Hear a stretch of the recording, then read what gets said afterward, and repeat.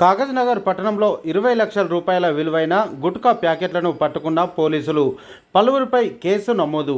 కొమరంభీం ఆసిఫాబాద్ జిల్లా కాగజ్నగర్ పట్టణంలో సోమవారం రాత్రి 8 గంటలకు కాగజ్నగర్ పట్టణ సిఐ శంకరయ్య ఆధ్వర్యంలో భారీగా గుట్కా ప్యాకెట్లను పట్టుకున్నారు.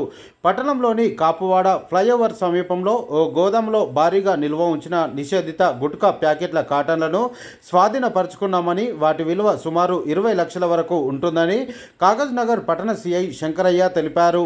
అక్రమంగా గుట్కాను నిల్వ ఉంచిన పలువురిపై కేసు నమోదు చేసి దర్యాప్తు చేస్తున్నట్లు కాగజ్నగర్ పట్టణ సిఐ తుత్తూరు శంకరయ్య తెలియజేశారు.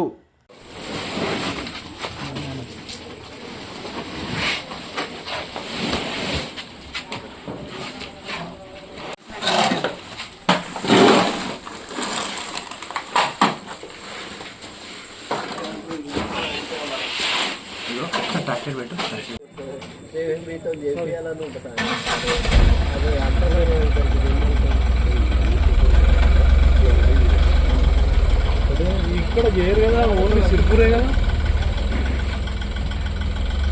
అవును, లేడీ ఉంది మా అంటే ఇప్పుడు